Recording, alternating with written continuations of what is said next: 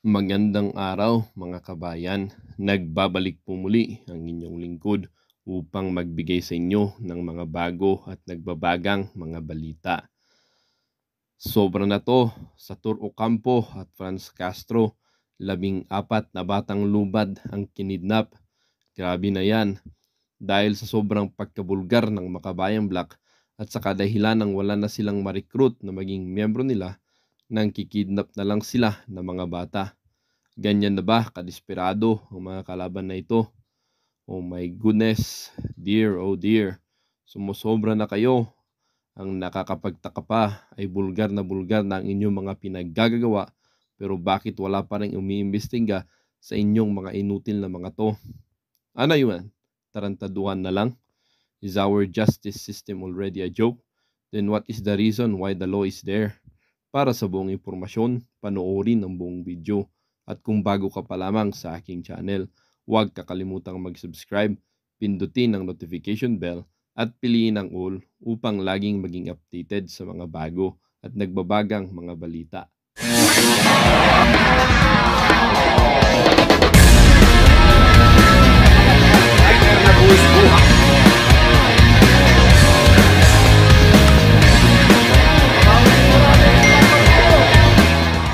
Isyung ito ay naging usap-usapin din sa social media.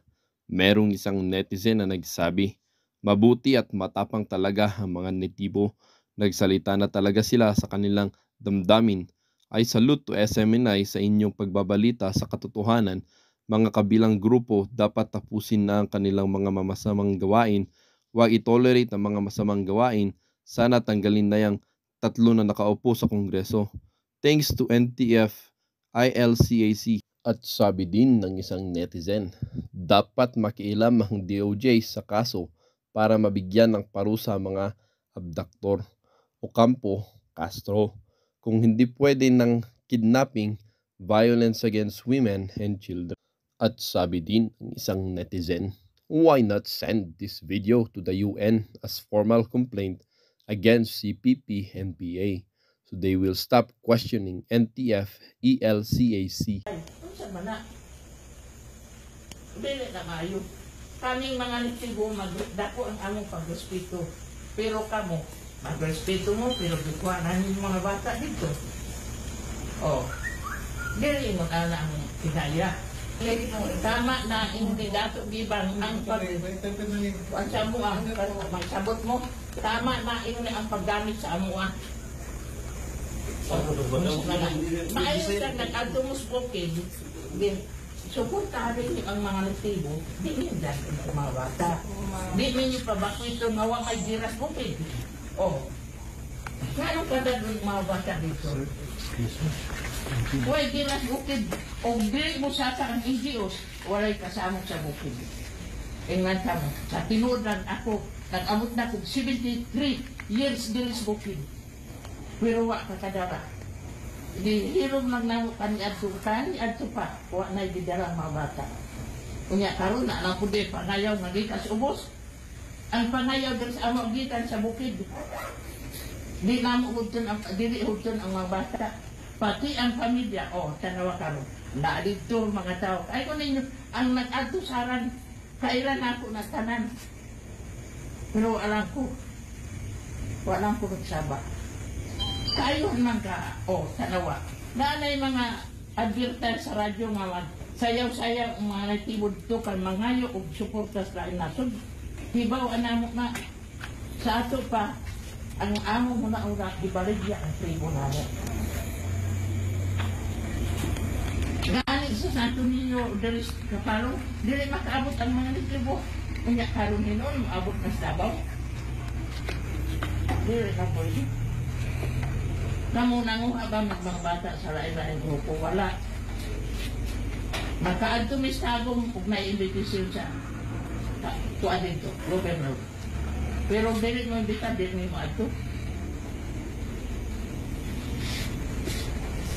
Mura na makiririmos ang taga-bukid, dili manikamot magaling ng magtrabaho aron makakaon ang mga kabataan sa bukid. Karon lang nga panahon nga pagsuod dito na isamok.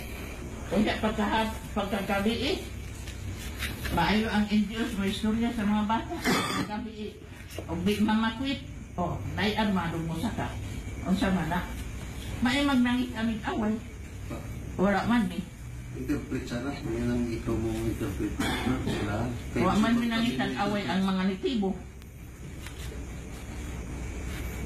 Wala, sultian ka mo, walay mo sa ka nga sundalo kung wala ang sapitas. Tingnan ka mo, sa tinuod lang. Unya, maudi ay nga di patay ang akong bana, kaya aron di may makatubad. Kana si Libayaw di patay mismo sa NPA. Atod karon way justisya Libayaw, narata na lang. Unya, napay announcement sa radyo nga ang NPA dunay human right, pero ang military wala. Ang natibong mamatay wala human right. Wa man ko'y grabanan, kaya naman gusto na. Natibo man ko. Ako may tagyaan ng kuan, talaingod. Magpatunga ko. Kung magmaayo lang kudulta, ang Indios mga bukid ay arang-arang nga, nasagdan na ako sila. Basta taos bukid akong tao, akong kuan, membro. Muingon sila nga, ang sundarong abuso wala. Ang impiya ang una og patay sa sundalo. Oh, kanilang ang entry makasabot siya. Ano na lang po. Ako nasabtan ko gamay. Ang sinasabi ni Bay Pilar,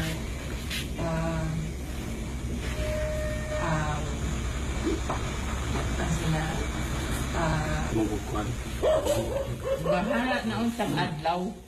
Nga, sama ka na sa kuan ba? Nga inyong kawat ng mga bata.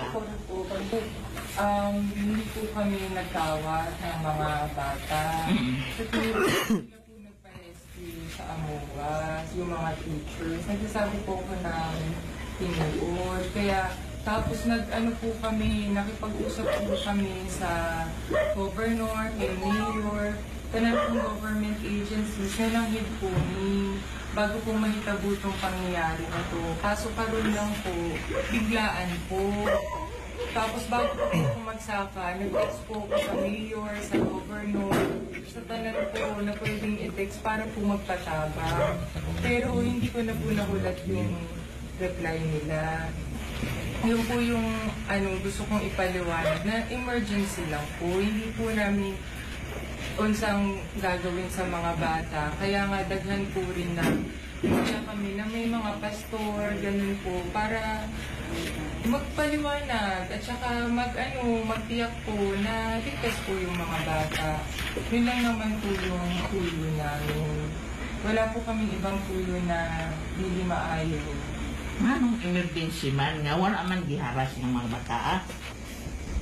O, umakay pa, naipagawasan nato doon ka po mga bata. Opo, pwede pong teacher mag-istorya. Oh, pwede po. Sige po. Mangutan nato, kung giharas ba mo dito, ang sama, Sige po. nga nung makain Yung teacher man. Ha? Kahit Ang ilan- bata, Yung teacher ang man. bata. Anong teacher man? Uban ang maestra, nga nung makaingon mo nga emergency. Nawa man nagiin siya sila dito. Sige po, sige po. Gusto po namin talagang ipaliwanag. Tapos magpapablotter po talaga kami. Kasi, Napapukan kami kanina. opo, yun po talaga yung... Siya? Ipabutuhan niyo po sa ito. Kadalan. Ano siya? Pagpahuli lang mo diri po. Alangan kaingon man, Wala. kay nagtibo man ang kuan. Mga bata, nga nung po ang gambitas tungas gabi, unsa may problema. Pero, Mabay diras bukid, doon siya. nagpaano po kami, nanagid po kami dun sa checkpoint po sa Igang. Nagpaliwanag po kami. Tapos pinalapos po kami. Yun po kaya gusto po talaga namin magpaliwanag para alam po rin ng mga pulisya. Sabi ninyong bisagda ka po bata. Tanong. Dili, pwede maka-interrupt ka ng istorya mo. Ang ako alam, kung bisaya man ang maestra ninyo, kang dala ninyo. Pero ang mga bata ayaw ninyo dala. Kay nalay gisulti lang mo dito na sila ba, ayaw na kami sa eskwelahan ninyo. Basta ang makuan yun, wala na yung maestra kuan dito sa inyo nga maestra. Kaya ako maluin naman po na pagturos na tao. Pero wala ang tanin yung gibuhat na. Opo. Una-una, day, ma'am, estudyante na mo nga college, gipatay ninyo.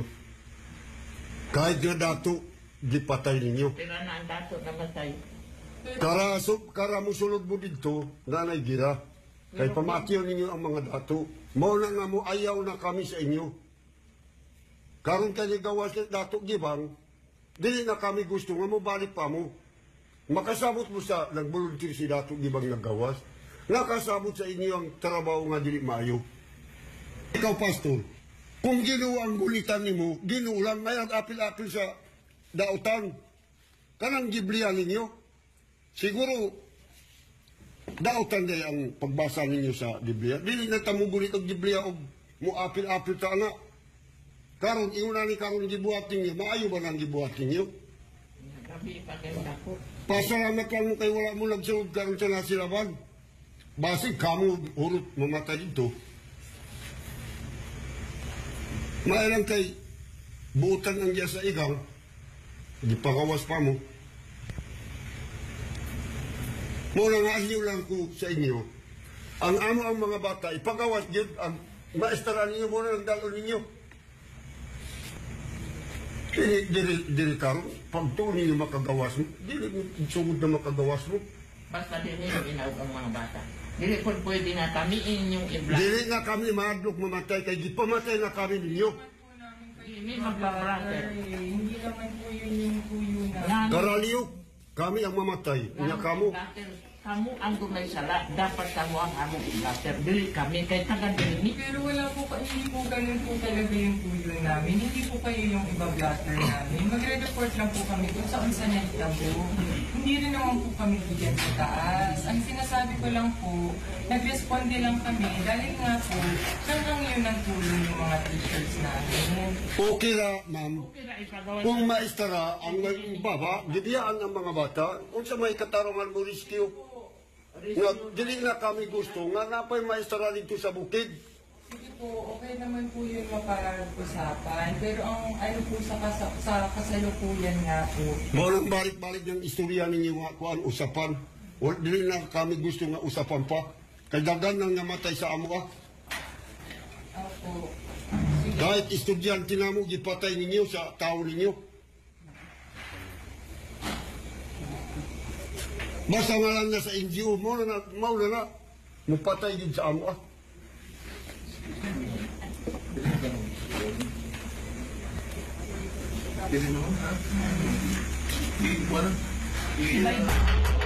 Kababayan, para mabigyan po kayo ng historical context nito, binubuo po ang National Task Force to End Local Communist Armed Conflict nang nilusob di sa Torocampo, Franz Castro at itong teacher nila na mga Communist Party at NPA recruiters din sa Davao, ang mga bata na nag-aaral doon sa salugpungan schools na pinasarado sa Talaingod ng Tribal Council of Elders. Ang naririnig nyo kanina na unang nagle-lecture at sinisermonan, sinisita si sa Torocampo at si Franz Castro ay si Bay Pilar. Respected ito na parang local mayor na mga katutubo sa Talaingod, ay PMR. At ang mga kasama niya, mga Tribal Council of Elders sa Davao, sa Talaingod. At sila ang nagsasabi na huwag niyong galawin ang mga bata sapagkat may mga magulang yan. Mali yan na sa kultura at tribo namin na tradisyon, kuhanin niyo ang mga bata, hindi nagpaalam sa mga magulang, sa tribo, gabi pa. At ang pangalawa, marami nang pinatay ang inyong NGO na to, ang salugpungan schools na yan, ang inyong mga grupo mula sa mga urban areas na yan, aakyat sa bundok, and then ang mga NPA kasama nyo. Hindi nakapiyok dito si Franz Castro at hindi nakalabas ng anumang reaksyon si Saturo Campo sa harap ng mga pulis nang inaresto sila sa kasong kidnapping, child trafficking, dahil hakutin nila ang mga bata, hindi nagpaalam sa mga magulang, dinukot nila at dadalhin sa UCCP Haran, kaya may pastor na sinasabi ng mga tribal leaders. Nakatikim din. Yes, nakatikim sila ng sinabi ng mga tribal elders and council and tribal chieftains ng Talaingod area sa Davao del Norte at sinabihan sila, umuwi kayo iwan nyo ang mga bata at itigil nyo na ang pagdala ng kaguluhan sa aming komunidad. Marami na kayong pinatay ang mga kagrupo nyo. They're referring to the NPA.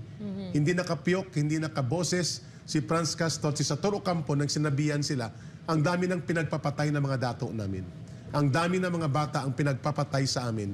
At tuwing nandyan kayo, ibinibenta nyo kami sa kung sino-sinong NGO at mga foreigners. At ginagamit nyo kami para sa kaguluhan nyo laban sa gobyerno. Ito po ang dahilan kung bakit nabuo ang National Task Force to End Local Communist Armed Conflict. Now, Philippine Daily Inquirer, Ian Fry, Kabataan Party ng CPP, NPND, Franz Castro ng Alliance of Communist Teachers, at pati na ang Gabriela, sabihin nyo nagsisinungaling kami na muntik na kayong gapusin doon ng mga tribo nang pinakialaman nyo ang mga kabataan at gagamitin nyo upang hakutin sa UCCP Haran sa Davao City, gamitin sa propaganda, palabasin nyo sa media, at ikakapital nyo sa kampanya nyo sa fundraising sa abroad. At itong dahilan kung bakit kayo inaresto at may pending cases kayo. So Franz Castro, do you have the dignity and the moral authority to represent the teachers sa loob ng Kongreso at magpakilala bilang kongresista at mag-astakang parang ikaw ay self-righteous crusader of defenders of the education sector, the youth, the teachers? Eh ang kaso mo, involvement mo, paglapastangan at paglabag. Hindi lamang sa kultura at tradisyon ng mga katutubo, kuning paglabag at paglapastangan sa mga kabataan katutubo na ginamit nyo at hinakot nyo, kasama si Satoru Campo, at ngayon may pending cases kayo na kriminal, at palalabasin nyo na mali ang National Task Force to End Local Communist Armed Conflict kung bakit tinulungan ng gobyerno na maging malakas ang pagkakaisa ng mga katutubo, ng tribo, ng mamamayan at ng iba't ibang sangay ng gobyerno. And then sasabihin nyo mali na nagkaroon ng National Task Force to End Local Communist Armed Conflict at i-abolish.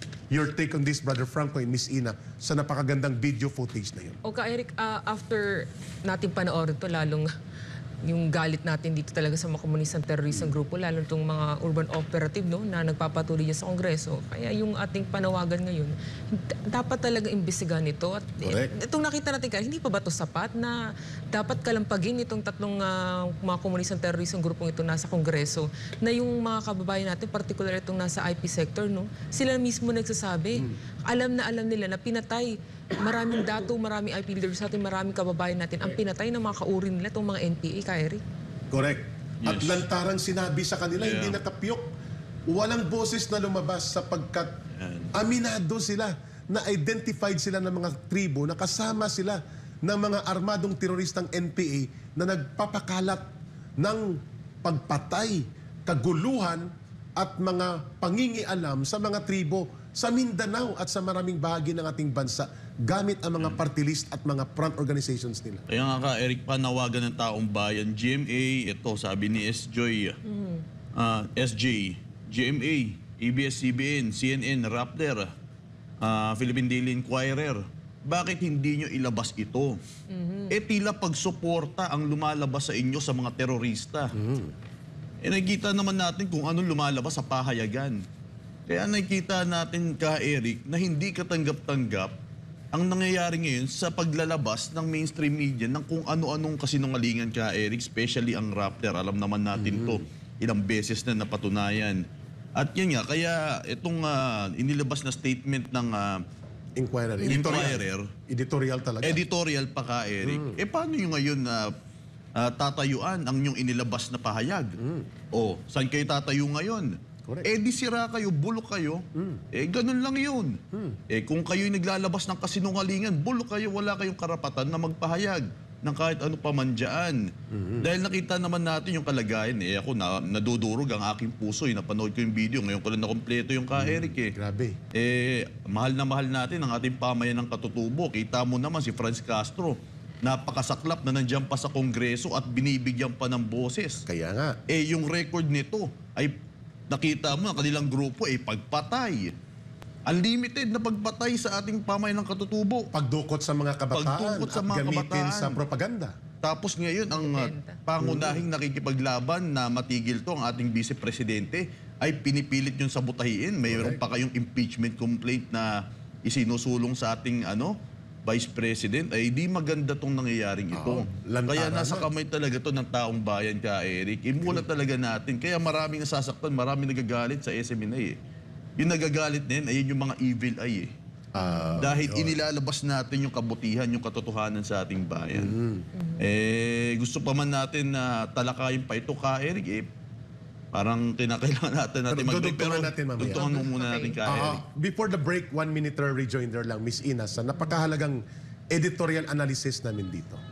Kung hindi po dumating ang National Task Force to End Local Communist Armed Conflict or NTF-ELCAC, hindi po magkakaroon ng oportunidad na ang gobyerno ay makipagkaisa at magiging malakas ang pagsuporta sa katutubong pamayanan upang labanan ang dekadang pagwasak ng terorismo na dulot ng CPP, NPA, NDF sa ating mga pamayanang tribo at katutubo. The way it was exposed kanina lang dito sa kung paano ginagamit nila Franz Castro sa Turo Campo at mga urban operatives ang party list, ang NGO, ang projects, ang mga teachers nila upang lituhin, lokohin at pagsamantalahan ang kainosintihan ng puso at isipan ng mga katutubo, especially ang kabataan, at ngayon ay nabulgar sila sa mga katutubo dahil naipaliwanag ito ng National Task Force to End Local Communist Armed Conflict. And now gusto nyong buwagin ang NTF-ELCAC? Mag-isip-isip nga kayo, Philippine Daily Inquirer, kung bakit humaba up to 54 years ang communist terrorist insurgency sa ating